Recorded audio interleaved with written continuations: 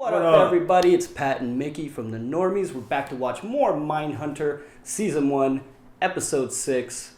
And I just noticed this is, unless this is a glitch, but this is only 34 minutes long. Mm-hmm. So, which is odd because other episodes have been at least consistently about 60 minutes. Yeah. So what happened last time? We found out who killed, oh god, what was her name? But we found out it was the fiance, and actually the whole family was in on it. So yeah, we found out the whole family was in on it. And actually, the way we found that out was because the wife was trying to turn herself in, trying to protect her kid. Brother-in-law. Yeah. But she also has a kid, and she wanted to make sure the kid doesn't get wrapped in all this. I meant the brother-in-law's wife. Brother-in-law's wife, sorry. Yeah. Yeah. So the kid doesn't get wrapped up in all this, so they pretty much turned themselves in. Oh, she ratted them all out, and they all got arrested. It was pretty messed up. Essentially, what's just happening is just like they're just building up this knowledge. It's a different kind of show because it's more just about the history of how the knowledge came about, because the conflicts are always changing. It's not just like one conflict from the beginning of the season to the end of the season. We've seen them learn more about killers and their psychology, and they've caught a few people. Like they caught the guy who beat up the old lady. Oh yeah. Yeah, they caught him. They've caught the fiance.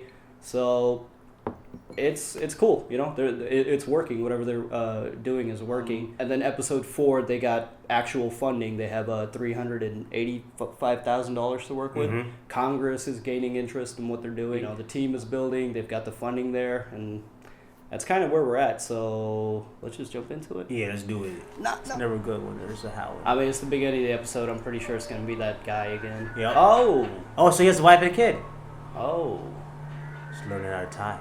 So I like I said, I looked into like some of the stuff about the show, so I already know who that is, but I know you don't, so I'm not gonna say anything. But it's cool. It's cool how they're showing it, and like who he is and what he's doing.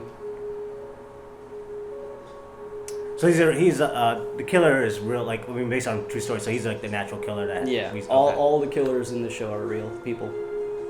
That's cool. Yeah. Which is messed up, man. And like we discussed in the previous episode, at least for Edmund Kemper's scenes, some of the stuff that you hear in the dialogue, it's word for word. So that's so crazy. I'm assuming it's the same for the other killer. So far, we've only met Edmund Kemper and Monty Rissel, and they're trying to get to Charles Manson, but he's pretty untouchable. So I don't know, man. It's a really creepy show. It's not really gory, but it's creepy. This intro makes more sense now. It's all focused around the tape recorder, and the interviews. Yeah, and all these interviews you can watch them. A lot of them are on YouTube. So I was wondering if you would be interested in managing the project and keeping things on track in a more permanent position here at Quantum. No. It's very flattering, but I already have a job. Your knowledge and professionalism have already had a great impact on our understanding of behavioral science. It would be a shame not to take full advantage of that. Take your time. I mean, even if she says no, that's essentially what she's doing already. Yeah, right? Just hires an independent You're here already. You're not in Boston, so you're What the fuck were you crying about last time we saw you? Why would you do that to Beverly Jean? Fractured jaw, 2 black eyes, 14 stab wounds in the torso with a Oh yeah, they didn't explain all the extra shit he did. He killed her accidentally. And then he went after, he did more shit. Yeah. So you're telling us it was Frank?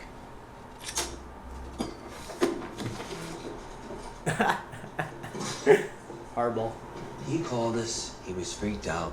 I went over. I walked into the living room and Beverly Jean was knocked out on the floor, tied up. Did he tell you? Tied up? He just calls me when he's in trouble. But she was still alive at this point? Yes. So why'd you kill her? Don't answer that.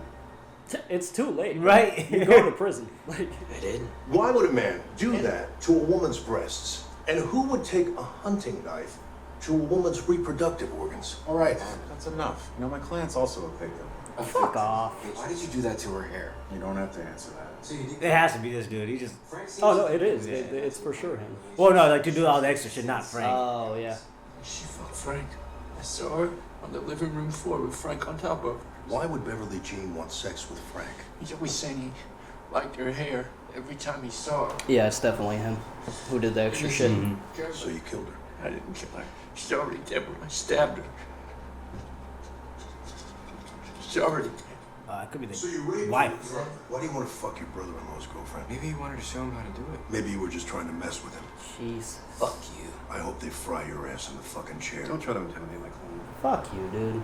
Even I don't know how you can be a lawyer and like defend something like this. Money, bro. Damn, I thought this was a rap last episode. I guess not. Which I kind of like and kind of don't like. I mean, it is a rap, but they gotta They gotta figure out like exact specifics. Yeah. And maybe that's why it's only like 38 minutes. But I mean, I want them to focus on the main guy. That's gonna be a slow burn. Yeah. I saw Benji. There is blood everywhere. Splashing. She was there. What makes you say that?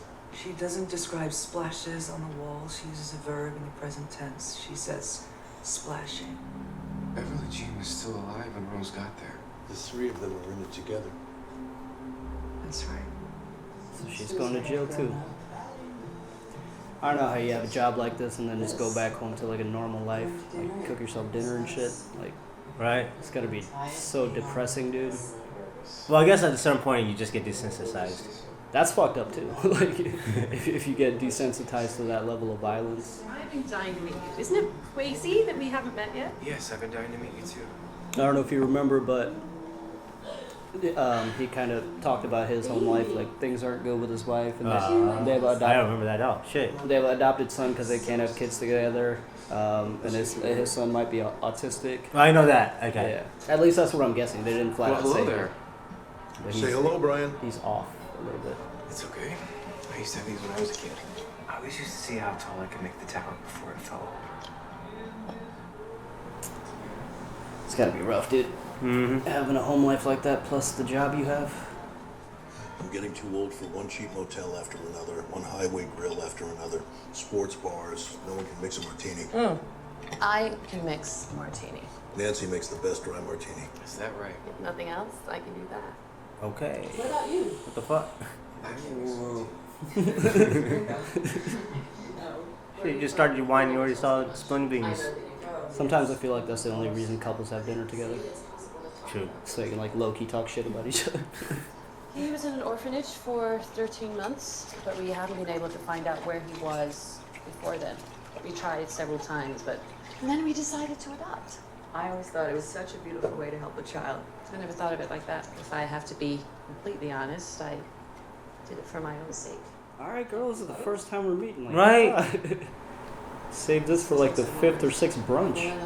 Sometimes I get up at night and watch him sleeping, but I can't help but wonder who he was before we got him. You see or hear. Yeah, maybe we're missing the mark. Maybe the kid just had a fucked up childhood before they got him. I still think it's probably autism. They just don't know anything about it.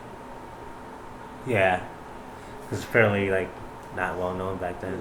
It is acutely obvious that in this particular instance, the anger was triggered by stressors that were focused on his fiancée in particular. You're saying Benjamin was provoked by Frank. Pushed, yes. Frank saw his chance and raped Beverly Jean. Here's my question. Who killed her? All three of them are responsible for her death. So they all mutilated the body? Well, no, that was Benjamin. How do I prove all this? I'm just here to provide you with intelligent, accurate analysis. If the jury can't understand your analysis, then it's no use to anybody, is it? I agree. But it isn't my job to make the jury understand anything. That's your job. And we have all placed our trust in you. What you're saying is that both Benjamin and Frank killed her, right? Benjamin knocked her out because he felt like he was rejected, which is a stressor.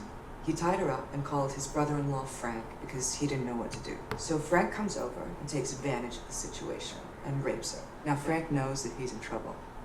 So he starts telling Benjamin what a slut she is, and that is a big problem for Benjamin. So they kill her. Then they call Rose, have her come and help clean up, and she sees the poor girl in the bathtub and realizes that she's still alive. So they stab her again, and then they move the body. Fuck. I thought you laid it out clearly and concisely for him that it was all three. If you're right, then we should be fine. Yes, we should be. It's crazy, like how new all these like terms are, and like they still have to like convince the judicial part of it. Like for us, it's like, yeah, of course, all three killed it. They're all responsible, but like we have that knowledge of like how things work now. It's just like it's hard to comprehend. Like I think they just have to prove that's a problem, and I think you have to do that now too. You still have to prove it. you still have to prove, but we have the knowledge of all these terms and like criminal science. But it's hard to like watch these scenes and try to comprehend like how new this was. True. For everybody involved, because it's so like, yeah, of course, it's an open and shut case, but alright, it's a really well done show. I thought you were back tomorrow. Was. Plans changed. Oh, We talked about that. sorry. But I'm so glad you're home early. That's me? Okay, that's why. Alright, then yeah. They're not gonna get Maybe she could be back. She could be back. I actually wanted to talk something over with you. It would be great if we could do that tonight. She wants to take that job. I don't think he even tried to understand what I was saying. He just wanted some buzzwords that he could parrot. Intellectually, these people have reached their limits. They will never understand the discourse on any deeper level, nor will they ever become conversant in your vernacular. I mean, I actually think that they're quite intuitive. Anyway, I'm not talking about my colleagues. Are you an FBI agent? Don't be absurd. But that is what I wanted to discuss. I'm having a really hard time juggling my research and everything back here. And I'm not really delivering either place, and I should be spending more time at Quantico. I think that's a bad idea. But you know best. I'm not sure I do. That's why I wanted to talk it over. I don't have to remind you. Your review is in 3 months. If you aren't tenured, you'll have to leave the university. Yeah, you needn't remind me. It's no secret. I find it difficult watching you waste your time. Waste my time. Oh damn. Do you think that I'm wasting my time? Come on, I don't want to argue about this. Well, we're arguing now. Babe, focus on the thing that will make your career. They've offered me a full-time position. I can't be serious. Well, why would you say that? I'm sure it's flattering, but honestly, you said it yourself. These people have reached their intellectual limits. No, I didn't say that. Rachel just said that. No, she said that. You can't be yourself. She Are you just really wants her going to to stay. hide half of your life? I do that here. I can't tell any of your friends I work with the FBI because it could reflect badly on you. That's not. In society, everyone behaves in certain ways in order to avoid embarrassment, either for ourselves or others. The very idea of embarrassing oneself or others by being oneself speaks to a deeper treachery. Goffman saw a connection between the kinds of acts or masks that people put on in their daily lives and in theatrical performances. In a social interaction, as in theatrical performance, there's an onstage area where individuals or actors, as the case may be, appear before the audience. But Interesting, she said that and then they cut to the hand holding. Private area where individuals can truly be themselves. Of course, Annalise, that's lovely, but you're missing the point. Excuse me. There's no risk of embarrassment for anyone in their hidden and private places. It's a backstage where the damage is done. Man, I really love the dialogue in the show. Ah, damn. She pissed her off. Yup, you done. It was all Benjamin. You know that's not true. You had an expert in psychopathy and sexual homicide from Boston University make a recommendation that Frank motivated Benjamin to commit murder and... She said he pushed his buttons. And that Benjamin came back and disfigured the body. Frank confirmed all that. But Dr. Carr got one thing wrong. Frank didn't rape her. Benjamin did. And the victim was already dead. No. Hold on. She said Benjamin was jealous, sexually frustrated, humiliated. That's a motive. You got it all wrong. I have the report right here. I've read the report. It points in the opposite direction. This is an exceptionally difficult and disturbing case. There's very little forensic evidence. Almost all the evidence is circumstantial. Frank told us where to find the victim's breasts. Benjamin had kept them, so a guy who's jealous, sexually frustrated, and we find the victim's breasts buried in his backyard. And then I got a guy who's willing to tell us what happened. You're letting Frank off. He shouldn't just go to a mental institution for 5 years. He should be put away for life. 5 to 20 years. And the defense is arguing that the state had a duty of care the first time Frank was in the hospital. Theoretically, the onus is on the state to make him better. Man, there was no gray area. It was just, it's either this or this. Ugh. He's letting the wrong guy off with a lighter sentence. When Wendy explained it to him, he seemed to understand it. No hard feelings, okay? All three behind bars. And Benjamin will fry for what he did. Not all bad. Yeah, but Frank will probably kill again, dude. Our objective is the lowest cost or the highest quality of justice. You know this is bullshit. Let me at least get you a steak sandwich. Outside KC is the best I've come across. No thanks. I've lost my appetite. We need to hit the road. Okay. Thank you for everything. All right, next town. What difference does any of this make if we can't communicate it to the people who matter? It's all about process now. Refining our methodology, making sure we're airtight and idiot-proof. So we need more subjects. One's just like Kemper, please. Those were the days. You're gonna see people. I hope they're gonna keep talking to him. But the way a person kills is as individual and distinct as the way they have sex. And just as complicated. Jerome Brudos, king of souvenirs. 6-7 years ago. Sometimes he wore women's dresses. He also amputated the breasts of his first and third victims. Just like Benjamin. Except he went a little further than Benjamin. He plastic cast the breasts and made them into bronze paperweights. What the fuck? His second victim, he amputated a foot, which he stored in his freezer. He also had a collection of hundreds of women's shoes, which he used for masturbation. Dang. I think that we can learn a lot from this guy. I'm in. Jerome Brudos? Budos? We have to be able to distinguish the fractal similarities and differences so that we can codify it clearly. We need the protocols so we can build a consistent data set. Makes sense. What else do we know about Brudos? As a teenager, he started grabbing lingerie from clotheslines. Soon he was breaking into homes, stealing women's underwear, shoes, dresses, and then eventually he escalated to kidnapping and murder. This file is as thick as an encyclopedia. You really think we're going to get something from this guy that isn't already in here? Absolutely. In all that paperwork, there's not a single word that illuminates what he was thinking or feeling before, during, or after the crimes. There's nothing on his operation principles, his logic. Logic? His internal logic, yes, which hopefully one day we'll be able to decipher. Do you mind if I take that room? For what? For my office. Oh, sure, fine. Do you need help? No. She did the job. Yep, and she hasn't told him. She's staying. Carver was right. You really are Sherlock Holmes. It's one generous bedroom and a newly refurbished kitchenette. Oh, damn, And yeah. it's very She quiet. left. Mostly professionals and mostly travelers. Look at that 70s wall No. stripe thing. It would be right at home in a hipster apartment today, too. Just pick up All the this shit keys is and coming off. back. We do have some singles activities if you're up for that sort of thing. I'm going to be working long hours. What made you choose this part of Virginia, if you don't mind my asking? Quantico. Are you with the Bureau? I guess, mainly research. Shouldn't have said that. Now she knows you got money. Exciting. Now she's gonna upsell the fuck out of you.